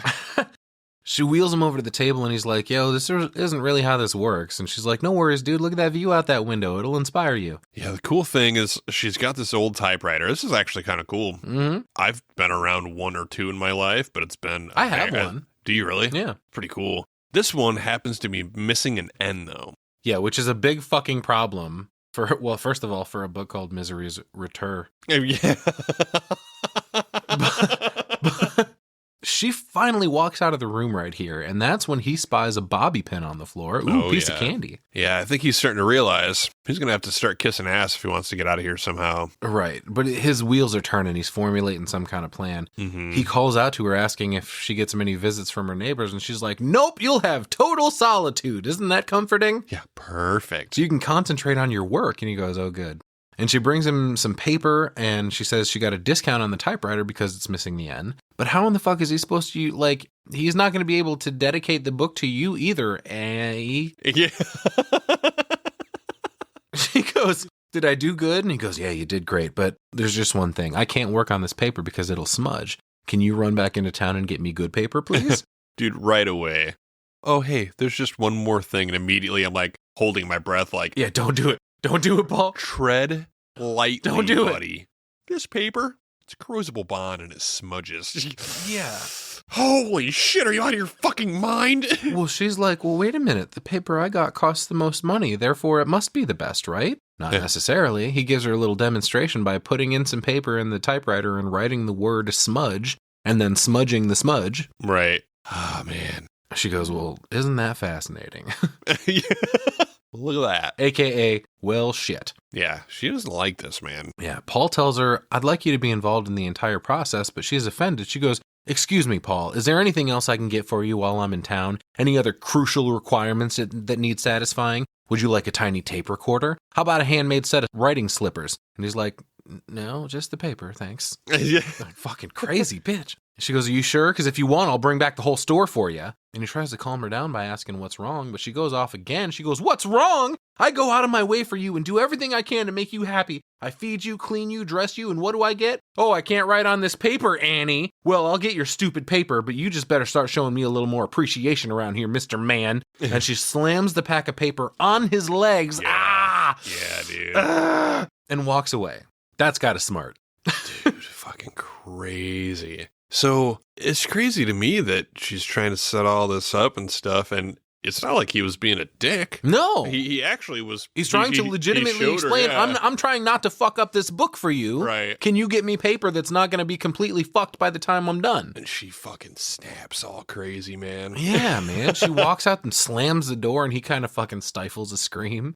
And he watches as she peels out in her truck again, going up to the store. And now he knows it's safe to go for the bobby pin. So he wheels over to it, picks it up, goes to the door and starts trying to pick the lock and drops it almost immediately. Picks it back up, keeps trying. Eventually he does get it, hyping himself up by telling him, oh, you've written about this, but he's also surprised when it actually works. It's a little too fucking easy. Yeah. Now be careful, Paul. You need to be able to get your ass back to your room when she comes flying back into that driveway. Right. But he rolls out into the hallway and tries the front door, but it's also locked from the outside. Never a good sign. Right. He needs to be looking around for the fucking phone. There it is. Mm-hmm. Yep, over to the phone. He starts trying to dial the operator, but then he picks it up and discovers the phone's got no parts inside, no guts. Dummy phone jump scare. Dun, dun, dun. You crazy bitch. Yeah, he literally says, you crazy bitch, which is what we've all been thinking. But yeah, it's just a shell of a phone, not plugged in or anything. We cut to Annie in town, walking out of the store with Paul's precious paper. And now the clock is ticking, dude. We know she's on her way back, and he's just moseying around her fucking house. He smacks into an end table and knocks a ceramic penguin off of it. Luckily, he catches it before it smashes on the floor. Unluckily, he puts it back on the table, facing the wrong way. Right. Yeah, that's crazy. You fucking ninja catch that shit, dude. Yeah, dude. But he wheels his way into another room to see her bookshelf, which is stacked with misery novels, and right in the middle of them is a signed picture of himself. Yeah, kind of creepy. Like you said, it's definitely some kind of fucking shrine, man. Arm yourself, dude. Abort at all costs. That's her bean-flicking shrine. He tries another door and finds a laundry room / fucking pharmacy in here. Holy shit, stockpile of meds of all different kinds. Yeah, dude, it's the orange pills that she's been giving him, but Honestly, at least for me, I thought this was kind of a good sign because they're actually coming out of a fucking sealed pack. Mm-hmm. Earlier in the movie, before he's like when he starts shoving him in the fucking mattress, he starts looking at him and there's nothing on him. And I thought, oh, she's fucking making him. Oh, that's what I thought. She's got a little apothecary. Yeah, because there was nothing. They were just orange pills and you could tell they were capsulated. Right. I thought, oh, that's not what she says. She's just got a mortar and pestle out there grinding up fucking whatever. Right, and like what you said, like what the fuck is this? Right. You know, so come to find out, seeing this, even though it's bad, it's less bad. At least she's not poisoning his ass. Sure. You know? Yeah. We keep cutting back and forth to Annie driving, getting closer to home. Meanwhile, he's wandering around the kitchen trying to get himself fucked up. He gets stuck in the kitchen door frame for a minute. The wheelchair's not wide enough to make it through the kitchen door. Right. Which is hilarious and terrifying all at once. Because he fucking pulls his legs down to free himself while Annie's getting ever closer. And he actually throws himself out of the chair at this point. Terrible fucking move. I mean, this made no sense to me. Obviously, he needs to check and see if the back door's locked, but you can't get the chair through. So when he crosses this door, what if it is unlocked? Yeah, what are you gonna drag yourself outside? You can't run the fuck away into the woods. Right. Yeah. So it doesn't fucking matter. You should have went back to his bed. Yeah. Yeah. All you're going to do, like, even if you do get away from Annie, you're just going to fucking end up freezing in the woods, dude. Right. Yeah. There's nothing. Like, but you're fucked. Not to mention, just like The Shining in the fucking hedge maze, Jack is following Danny's footprints. He doesn't have to wonder about where he went. He can fucking see it. I was going to say. Just like this, if he drags himself outside, Annie's going to follow that trail right the fuck to him. Yeah. So you're fucked. Man. Even, I guess if the wheelchair went through the kitchen, maybe he could wheel himself down the fucking road, but look out the fucking window. Exactly. She ain't got a fucking concrete driveway. Yeah. You know, you're fucked, bud. Yeah. And he drags himself across the kitchen to try to open the back door, which of course doesn't work. So fucking now what, you idiot? Yeah. He looks over at the knife block on the counter, but that's when he hears the fucking car coming up the driveway. Oh, fuck. God damn. Now you did it. He tries to hurry back across the floor to the chair. In this moment, I didn't think that he had any fucking shot of making it. But, of course he does. He manages to just barely make it back in after Annie comes, right before Annie comes in, rather, with his new good paper. Just before he can get back to his room, though, he notices the door that he mistakenly left open and closes it. Luckily, Annie also gets held up by dropping one of the packs of paper on the porch. Damn. But then he burns rubber back into his room and closes the door, fucking rushes to lock it again with the bobby pin, and just barely manages to do so before Annie opens the front door. Of course, what I imagined was, you're so fucking sweaty. What have you been doing? And she said, Paul tells her that he's been watching Cops. Yeah. Well, he stuffs the bobby pin back into his pants and puts his arm back in the sling. That's when he notices the medicine sticking out of his pants that he stole from the pharmacy closet. Mm-hmm. And it's sticking out of his pants. So just before she opens the door, he kind of just like throws an arm over it to cover it. Yeah. She comes back in to see that he's sweating like fucking misery. The pig, not the book character. Right. And she tells him he's dripping with perspiration. His color is very hectic. What have you been doing? Masturbating. Yeah, I was going to say, yeah. You look like you were feeding the geese. I just missed you so much when you left. I had to take care of it. And you caught me. Sorry. He goes, you know damn well what I've been doing. I've been sitting here suffering. I need my pills. I want my pain to go away, Annie. Please make it go away. Please. She goes, it just breaks my heart to see you like this. And she walks away, and he stuffs the pills he stole back into his pants. She comes back in and tells him she's been thinking. She says she's certain the main reason she's never been more popular is because of her temper. You fucking think? And she asks him to tell her the truth, and he mentions something about letting off steam. So is he actually admitting to masturbating right here? I don't know. He goes, you got to blow off some steam. What she's asking him to tell the truth about is why he's sweating. Oh. Well, since you must know. Since I was finally in a sitting position and my arm is kind of working again. She tells him he needs to rest up so that he can write, and then starts fucking heaving him back into bed. She goes, tootsies up. And she gives him a pad and pencil in case he gets any ideas in bed. And she goes, think of me as your inspiration. I have faith in you, my darling. And then she blows a kiss across the room at him that he pretends to catch. And she walks out and he takes the pills back out of his mouth and stuffs them in the mattress. Cut back to the helicopter, now discovering Paul's overturned Mustang. Now that enough snow is melted to expose it, I guess. And that's when we get the state trooper mentioning that basically, well, that's it. He's got to be dead. We haven't been able to find his body yet. So if anyone, else found him, obviously they would have taken him to a hospital. So since that hasn't happened, he must be buried in the snow. We'll find him after the first thaw. No big deal. He's a fucking terrible cop.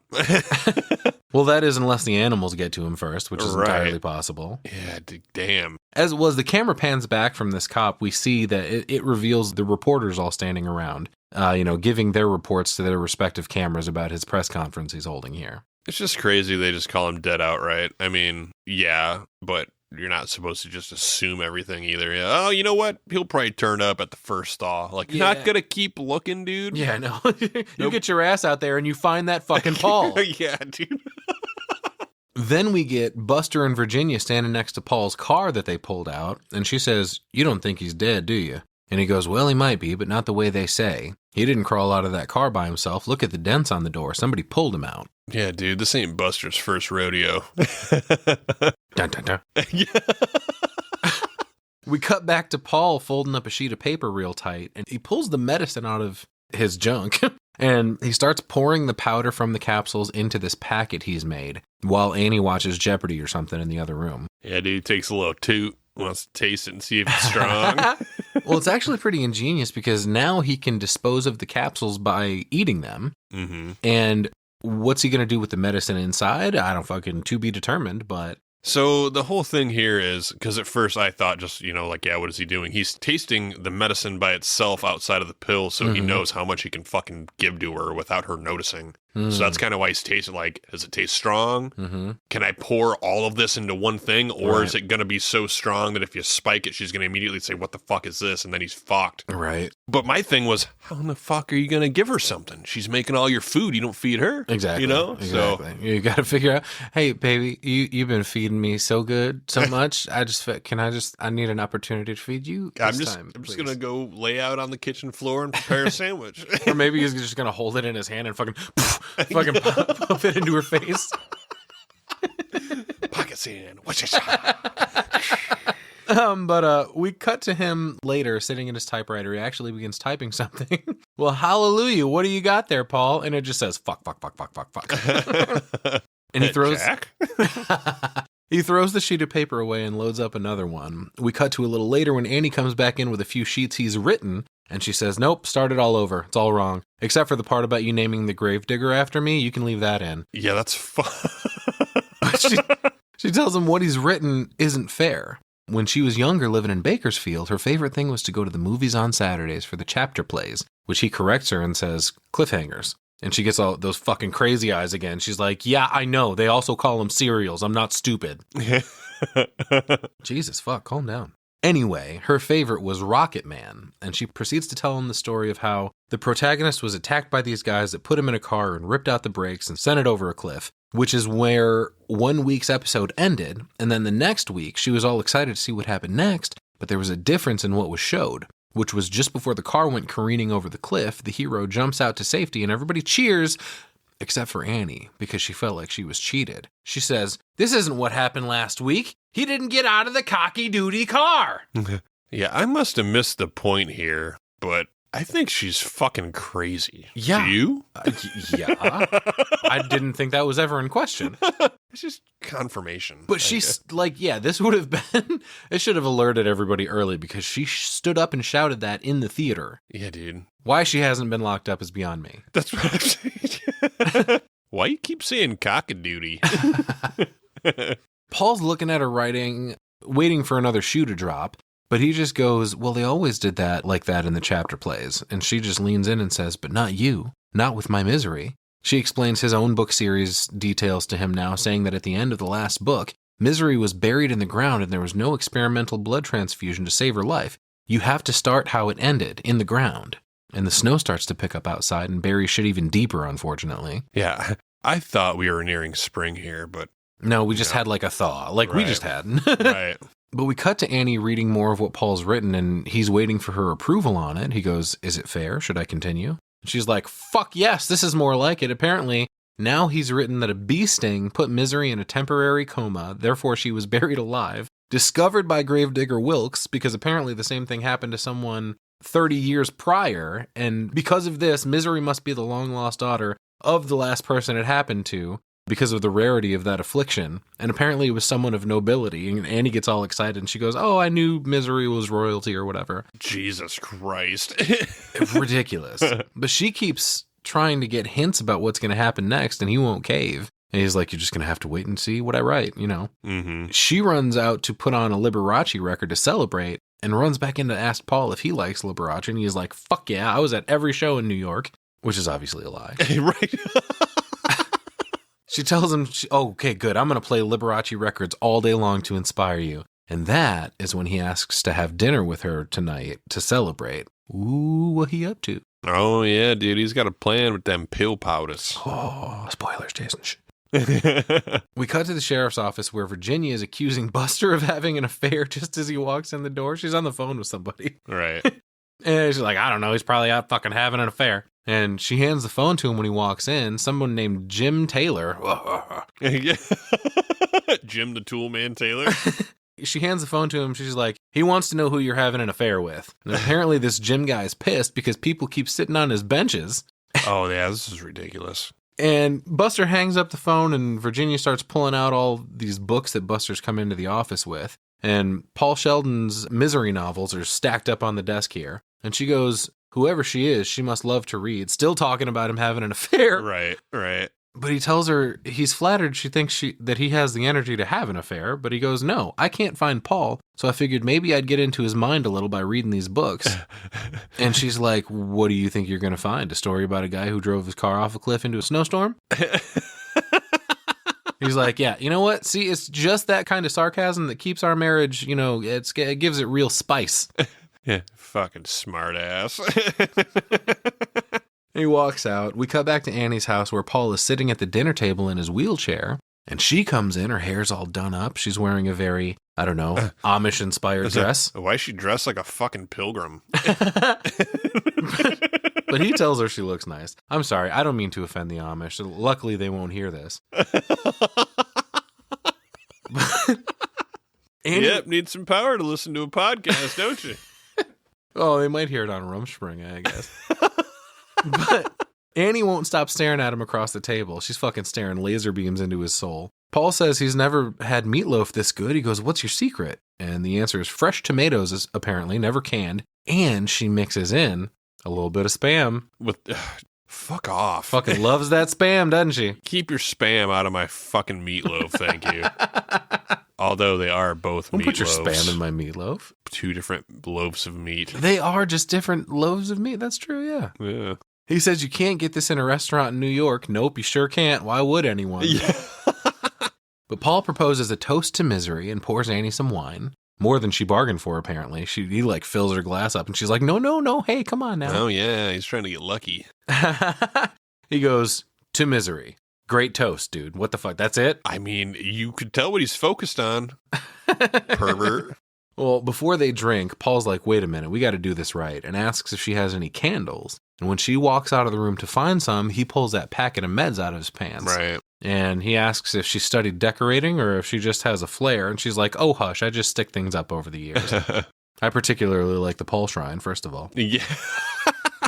But she comes back in with a candle and lights it, saying she can't believe she's having a candlelit dinner with Paul Sheldon. Oh, my goodness. Ooh. She goes, I'd have to check both legs to see which one was being pulled if you told me I'd be doing that. And she sits back down and he toasts to misery and Annie, bringing her back to life. And as they go to clink their glasses, she accidentally knocks the candle over. But when she reaches to pick it up, she also knocks her fucking wine glass over and spills it all over the table. All the pills he's been saving. Sick. Yeah. Real cool, Annie. What else do you do? And just like that. Yeah, his whole fucking plan is up in flames. Right. She goes, oh, I ruined your beautiful toast. Will you ever forgive me? No, bitch, die. See, and I'm wondering, was this on purpose? Has she been paying more attention than we fucking know this whole time? Or there's no way. Or did he just wow her? I think this was a complete accident and she got flustered thinking maybe he's coming around. The fucking Stockholm Syndrome is working. Maybe, but then she also becomes very smart here shortly, too. You know what I'm saying? So it's almost, right. She's crazier than we see, Yeah, we think she's crazy, but I don't know. Maybe she was on to him the whole fucking time. Maybe not. Maybe. I don't know. But back to the fucking drawing board for Paul, I guess. We get another writing montage set to Liberace music. While Annie is reading his new novel and Buster's reading all his old ones. I love the shot here where we get a close-up of what he's writing, and we see all the missing ends. Right. In this montage, he also practices lifting the typewriter above his head, doing a little strength training. Yeah, makes you kind of wonder. Yeah. The montage ends, and Annie comes back into the room to give him his pills, but she looks all bummed out. And he asks what's wrong, and she says sometimes the rain just gives her the blues. And then she gives this far-off look and says, before you came here, I only loved the writer part of Paul Sheldon, and now I know I love the rest of him too. Ooh, you're going to have to fuck your way out of this one, pal. That's what you got to do. Just wait until you're all good and healed, and then fuck her silly until she passes out, and then you can go jump in her fucking truck, go to the sheriff's station, tell Buster all about what's been happening. I suggest just sleeping with her now and continuing it until your legs get better. But listen, dude, I know she's older, but pull out. Yeah. For the love of fuck, pull out. I don't think she'll let you, dude. She'll pin you down. She goes, I know you don't love me. Don't say you do. You're a beautiful, brilliant, famous man of the world, and I'm not a movie star type. You'll never know the fear of losing someone like you if you're someone like me. That's my favorite line of the movie right there. Brutal. Yeah, touching. He asks why she would lose him, and she says, well, the book's almost finished. Your legs are getting better. Soon you'll be wanting to leave. And he goes, what? Why would I want to leave here, Annie? I like it here. And she's like, yeah, that's sweet, but it's not true. Yeah. She doesn't believe you, Paulie. That's when she pulls a gun out of her pocket. What the fuck? Yeah, that's a dark turn. I have this gun. Sometimes I think about using it. Yeah. I better go now. I might put some bullets in it. Some people call it a Kaizo gun. I call it a sling gun. Yeah. No, she abruptly leaves. She goes, yeah, I might put bullets in it. She walks outside in the rain. Why? I don't know. Yeah, walks out the front door with the gun in hand and There you go. stands in the fucking rain. Rust that gun all up so it doesn't fire. I mean, I'm glad she went and got in her car and drove away, but even that's concerning. Like, Right. where the fuck you going with your gun right now? To the spot where Paul drove off the cliff. She's going to kill herself in the same spot. Fucking maybe. But she goes out to the truck, drives off. That's when Paul comes out to grab a knife from the kitchen. But if you recall, the wheelchair doesn't fit through the door. So he's got to fucking drag himself across the floor again. Mm-hmm. Cut back to Buster, who's super into the misery novels now. Yeah, give me a fucking break. and miraculously, one line just speaks to him so much he writes it down. Yeah. The line is, there is a justice higher than that of man. I will be judged by him. Wow. And back to Paul wheeling back to his room, but before he gets there, he sees a scrapbook Annie's been keeping with all the newspaper clippings about Paul's disappearance. He takes some time to look through it and finds another article about her husband's death that oddly calls back to the story she told earlier about Rocket Man. There's another article about a nursing student who also fell to her death, leading to Annie heading an intensive care unit. More articles about people who passed after long stays in the hospital. Seems to be some connections here. All right. And then we start seeing articles about fucking babies dying in the hospital and that Annie was questioned about it and arrested. Yeah, dude, a bunch of newborn deaths. What's your fucking deal, woman? Bunch of crazy You know what? shit, man. Go ahead and use that gun, dude. We cut to Paul in bed, practicing pulling a knife out of his sling like he's practicing his quick draw technique. Yeah, not bad, actually. But finally, Annie comes home and he watches as her feet pass by the door, but she doesn't come in this time. She goes to her room and turns on the TV instead. That's when he decides to stuff the knife under the mattress instead of holding it in a sling. And he goes, see you in the morning. And later, it's still raining like crazy outside, and he wakes up to her standing over him, totally vacant expression. But she leans over and injects him with something and just walks out. Yeah, fuck. Drugs his ass and leaves him. The next time he wakes up, she's over him once again, telling him she knows he's been out of his room because of that goddamn penguin we saw him put back the wrong way earlier. Yeah, dude, he's all fucking strapped down now. Yeah, now she's got him tied down on the bed while he denies having any idea what she's talking about. And he reaches over for his knife, but nope, apparently she's already got that too, son of a bitch. Mm-hmm. She found the fucking bobby pin. Yeah, man. She tells him she knows he's been out twice. In fact, she didn't know how he did it at first, but then she found his key and holds up that pin. Right. Shit. She says she realizes she left her scrapbook out, so he must be thinking terrible things of her. But hey, it's okay. Last night I realized you just need more time. Eventually you'll come to accept the idea of being here. Paul, do you know about the early days of the Kimberley diamond mines? No, I don't, Dusty. Will you enlighten me? Do you know what they did to the native workers who stole diamonds? No, what did they do? Don't worry, they didn't kill them. That would be like junking a Mercedes just because it had a broken spring. No, if they caught them, They had to make sure they could go on working, but they also had to make sure they couldn't run away. The operation was called hobbling. Oh, fuck, dude. Oh, my God. We don't want to kill you, and we don't want to hurt you so bad that you can't focus on your work, you know? Dude, she shoves a board. A huge block of wood, yeah, right between his ankles. It's like a post, you know? It's bigger than a 2x4. It's basically like a 4x4. Right. That she shoves the block in between his ankles and fucking picks up a big old sledgehammer, and you're like, fuck. And then, knocks each one inwards. Paul's on the verge of tears, and he goes, Annie, whatever you're thinking about doing, please don't do it. And she shushes him and assures him it's all going to be okay. Trust me, it's for the best. And she fucking smashes his left foot in sideways. Yeah, they show the first one. And man, oh man, does it look fucking awful. It just pops right off of his ankle. Yeah. Wiggles around, like flops on the... Oh, God. The second one, they kind of zoom in on Paul's face, and he's just screaming. Yeah, dude. She moves over to the other side of the bed to do the other one. He's fucking screaming in pain. She just looks down at him after she's done and goes, God, I love you. And the scene fades, as does his consciousness. Yeah, because he's not there mentally anymore. No, dude, not after that, dude. You just got both of your fucking feet broken in sideways. Right. God damn, dude. We cut to Annie driving through town, and someone almost pulls out in front of her, so she yells out the door, "You cock-a-doodie!" Yeah, I don't know what that means. Which is funny, because it draws attention to the sheriff, so... Yeah. This particularly stirs up a whole thing that makes the sheriff question. Yeah, just a random chance encounter. Somebody just happens to pull out of Annie. She fucking screams at him, you cock-a-doodie, but it just happens to be right outside of the sheriff's office. And he's what just the fuck is wrong with her? You know what? I wonder if she knows anything about maybe I should look Paul. maybe I should look into this fucking lunatic. Does Paul say cock-a-doodie too? I think he does. I feel like I read cock-a-doodie in that last novel. Oh, okay. That's where she gets her cussing from. There's no profanity in his misery books, just cock-a-doodie here and there. But it's one word used for everything, kind of like the Smurfs use Smurf. Yeah. You get right out of this cock-a-doodie store, you cock-a-doodie. You cock-a-doodie. He's like, hey...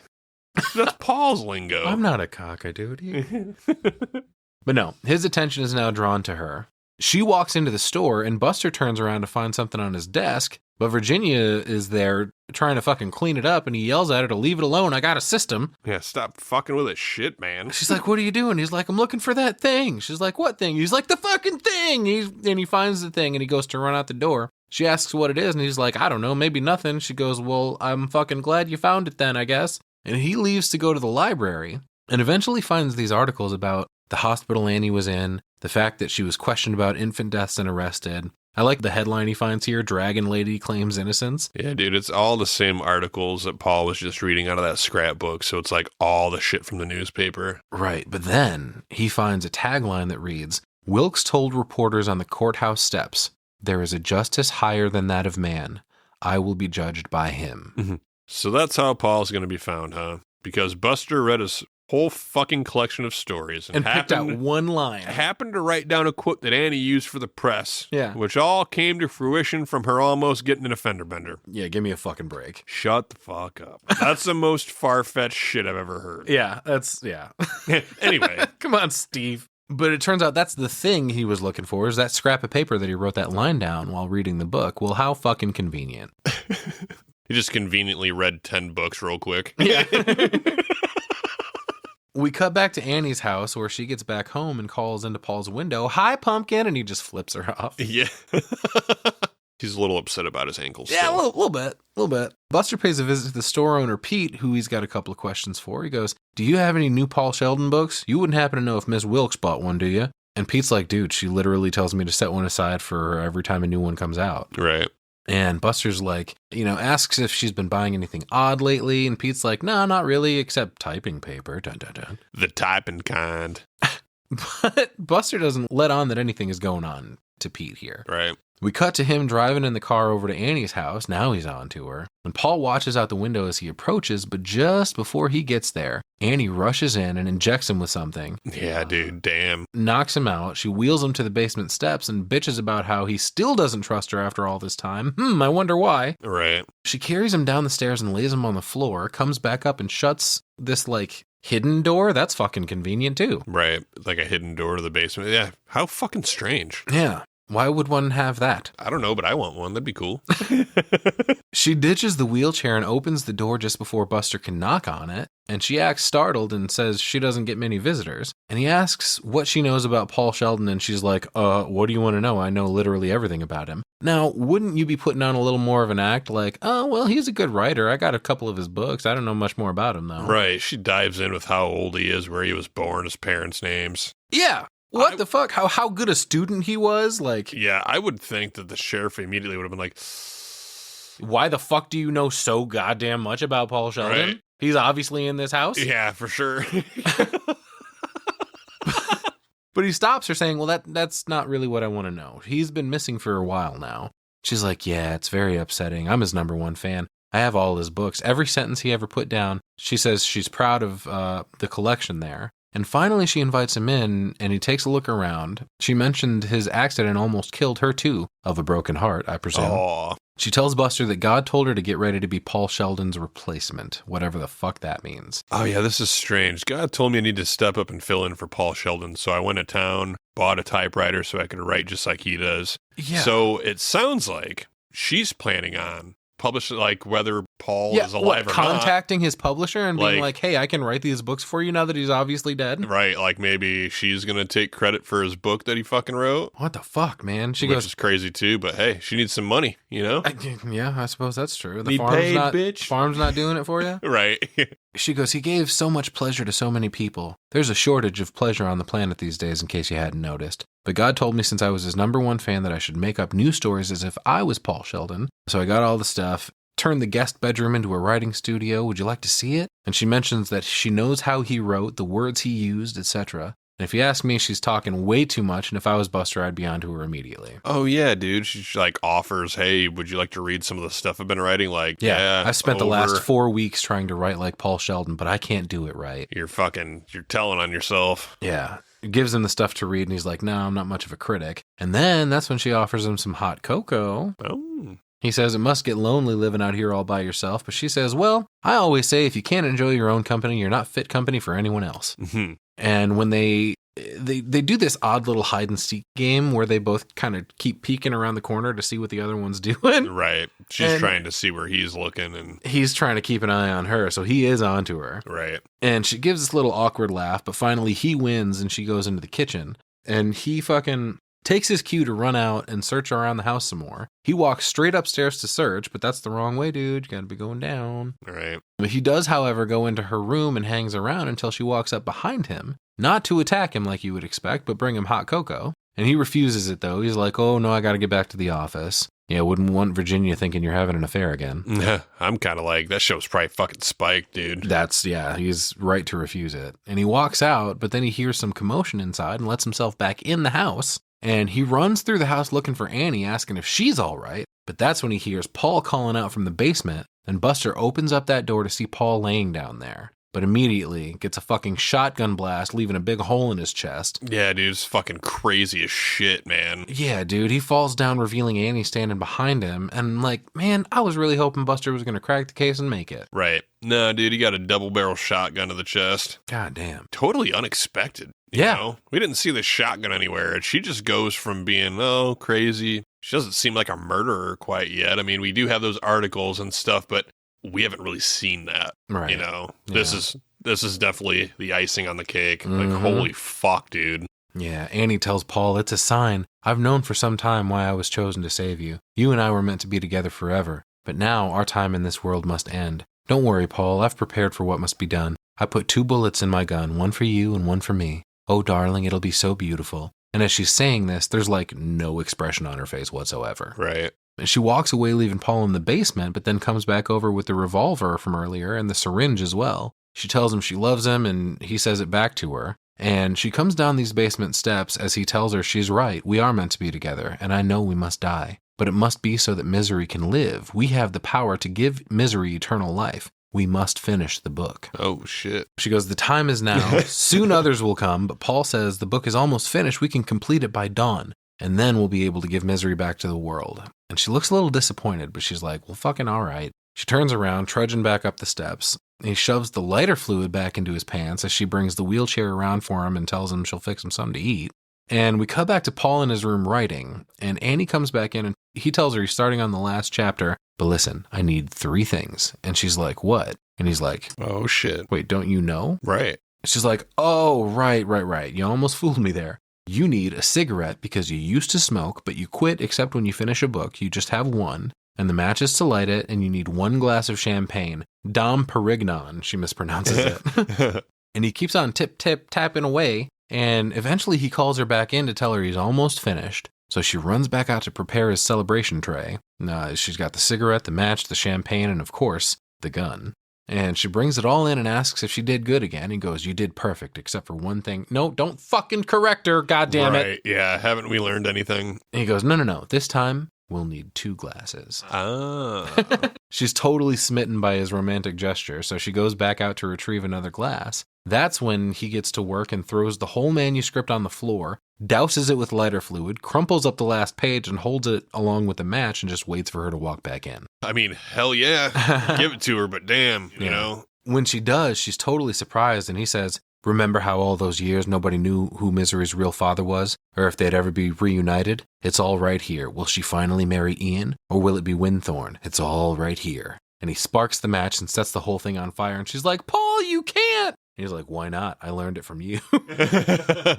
And she freaks out, leans down to save the pages from burning, and that's when he picks up the heavy-ass typewriter and smashes her in the fucking head with it. Yeah, dude. Evidently not fucking good enough, though, because it didn't do shit to her, hardly. But it's okay, because then we realize she's on fire. Right. But she puts herself out and attacks him, saying, I'm going to kill you, you lying cocksucker. Hey, Annie. Language. Cocky duty sucker. Right. God. Anyway, Paul shoves his thumbs into Annie's eyes and punches her to the floor. He tries to wheel his way over to her, but she pulls the gun out just in time to shoot him in the shoulder. And he finally gets up and spears her to the ground and climbs on top of her. Starts bashing her head into the floor and then grabs some of the burnt pages and fucking pieces of ash and starts grinding it into her face, saying, you want it? Eat it! Eat it, you twisted fuck!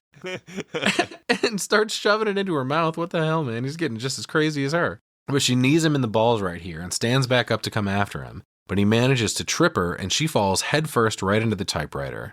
Holy shit. Knocks her out. Right. She appears to be no more for a minute, but as he drags himself out of the bedroom door, this fucking fight is ridiculous. Like, it starts and stops like 3 times. Right. Dude, yeah. Killer comes back for one last scare.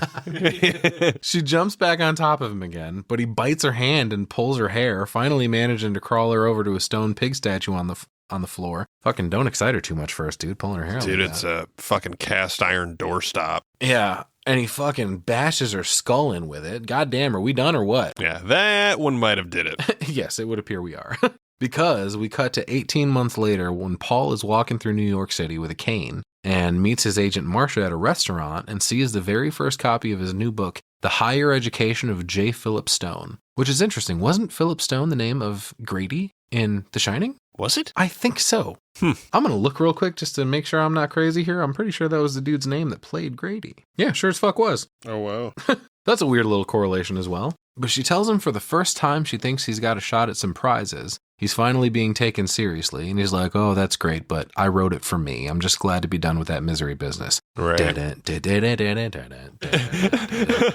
But he goes, listen, you're going to think I'm crazy, but in some way, Annie Wilkes helped me. There's that fucking Stockholm Syndrome coming out. Mm-hmm. And Marcia asks how he'd feel about writing a nonfiction book about the whole experience, but he's like, yeah, no thanks. He mentions not being able to totally get over the whole ordeal, and then he actually hallucinates Annie as a waitress wheeling a cart out onto the restaurant floor. Right. He goes, even though I know she's dead, I still think about her once in a while. And he now sees that the waitress is not Annie, but she does walk up to him to tell him she's his #1 fan. Yeah, that's fucked. And he says, oh, that's nice. And we fade to credits to the tune of some more Liberace, of course. But like, what the fuck is this little interaction? Why is everyone telling it? I don't know. I guess it's a normal thing for a fan to be like, I'm your #1 fan. Fucking just celebrities probably hear it at like cons and shit, every other fucking person that walks up to their table. But oh, yeah. Yeah, it was just interesting to have that, you know, little cap on the end of this. But anyway, that's the end of our fucking movie, man. Man, That's a pretty crazy one. Yeah. You know? This movie is like barely horror, but It's riding the line for sure. it's right in the line. But I do like the performances a lot. I think Kathy Bates definitely earned that fucking Academy Award. Oh, dude, yeah. she's She fucking did great. It's kind of crazy to think about. Well, they leave you on that kind of, I wouldn't say it's a cliffhanger. You're not waiting for anything, but the number one fan thing at the end. And then you think, well, Annie was scary as the number one fan, but also without her, he would have been fucking dead. That's also true. You know, so it's weird. Yeah, you know? know how long it took them to find that fucking car? Mm-hmm. He for sure would have been frozen He to would have death. been- He would have been fucking Jack at the end of The Shining. Yeah, he would have been dead in a day. Oh, you yeah. know? So it's crazy. You know, you hate that there was somebody stalking his ass, essentially, but You have to be thankful for her because Right. otherwise you fucking wouldn't exist anymore. right. Man, I cannot relate to Annie at all, dude. She's a crazed fan, Dusty. No, you don't have anyone that you admire so much that you'd fucking risk your freedom for? Break their legs and keep them in a bed in my house and take care of them. Actually, no, I don't think so. Oh. That does not sound fun to me. Damn. Okay. I know you can take care of yourself, but I'm going to make it so I have to take care of you. No, I don't think so. I have at least 6. I don't want the burden. I don't want to have to cook. Right. You know? This was a great movie, though. I'm not really big into a lot of Stephen King stuff. I don't have a problem with any of it. It's not always my cup of this. This was great, though. Mhm. I had fun with this one. Obviously, we just talked about I like the fucking Shining. Stand By Me is good. Stand By Me is great. I just don't, Fucking like I said, Shawshank. just not a whole lot of experience. It's good, though. I had fun. Now, rating. Where does this fall in rating? I think it's a great movie. I don't know that I want to rate it high because it doesn't rate highly in horror for me because of the line that it's writing. I don't know if I was ever, I wasn't scared necessarily. Maybe I was scared for, Uncomfortable. yeah. For sure. I think it was good though. I'm going to say 6 out of 10. It was a great movie. That's fair. Yeah. That's totally fair. Good experience. I think it was better than that personally, and most people, I think, do as well. Mm-hmm. According to the critic scores on Rotten Tomatoes, and just for a quick, in case anyone doesn't know how Rotten Tomatoes works, it's like, out of how many critics critiqued it, 91% of them had a positive review of the movie. Right.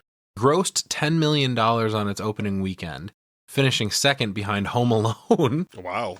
And this is widely considered one of King's best adapted novels into film, including by King himself. He said it's one of his top 10 faves. Nice. Critics mostly raved about this one. Budget was 18 to 20 million. Overall at the box office, it pulled in 61.3 million. So it did pretty well for itself. Obviously, no need for a sequel or anything for this, but Right. I think this was a really, really well put together movie. Obviously, like it's one of those movies where you can just kind of fucking toss it on a Sunday afternoon and kind of just veg out to it, and it's a good, intriguing watch. Obviously, it's very competently made. The cinematography, the score, the framing, everything. The screenplay itself, everything's written really well and portrayed really well. Everything comes across as it's supposed to.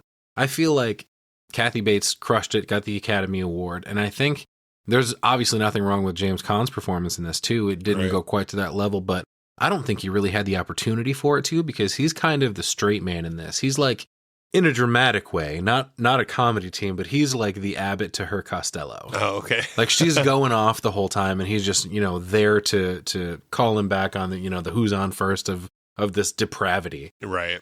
But I think it's really good. I do really like a lot of Stephen King stuff. I always have, reading books growing up. I always enjoyed basically all of them. It rides a really interesting line where there's some of these adaptations that a really good filmmaker gets a hold of it and he fucking crushes it, does a really great job. There's other stuff like fucking Rose Red and The Langoliers that some dog shit filmmaker gets a hold of, and the movie that we get is trash, no matter what the book might be. But this is definitely on the upper level of this. I think that this is probably one of his top 10 adaptations, I would say. I gave this one 6.5 floppy cocky duty ankles. I would totally recommend you at least see it. Like, you don't have to buy it. You don't have to seek it out for any of that. But like, I mean, if you like Kathy Bates, you've seen her all over the place, I'm sure. And she's a top tier actress who is trusted in many roles for a reason. And this is kind of what started that. This was her first role outside of like Broadway. No, I don't think it was actually Broadway, but it was like musical type shit. She was a stage actress, a theater actress. And somebody saw her and they were like, let's give her a fucking shot. And Here's she did a where great it all job. began. We'd never have fucking... Wow. We'd never have Mama from The Waterboy. We never would have gotten a chance to see Kathy Bates get naked in a hot tub with Jack Nicholson, if not. Ew. What? Oh, God. Yeah, you've never seen... Oh, what is that fucking movie? About Schmidt, I think is the name of the movie. No. I'm going to skip, too. Come on. You don't want to see them boobies? Nope, sure don't. Yeah, I do. But anyway, yeah, definitely check this out. You don't have to go crazy about it, but for sure give it a watch. It's worth at least one watch. Definitely. All right. Well, fucking R.I.P. Rob Reiner. You will be missed, my friend. And that's going to do it for us. Thanks, everyone, for hanging out with us. We appreciate you listening. We had a good time. We hope you did, too. And as always, dreams are fleeting. Only nightmares last forever. Follow your nightmares.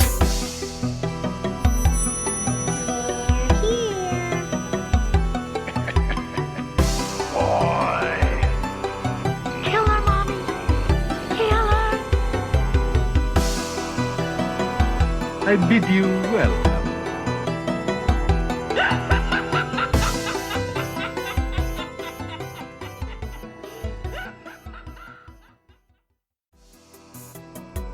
Thanks for listening to the Cinebytes Podcast. If you like what you heard, follow us on our socials at Cinebytes Pod on Facebook, Instagram, TikTok, and X. Don't forget to like, subscribe, rate, and review. It really goes a long way in helping us reach more listeners. You can stream the Cinebytes on Spotify, Apple Podcasts, Amazon Music, iHeartRadio, and many more popular streaming platforms and YouTube. Questions or comments? Suggestions for future episodes? Contact us at cinebytespod@gmail.com. If you'd like to support the show and help us make it a better product for you, subscribe at cinebytespod.buzzsprout.com. Until next time, keep following those nightmares.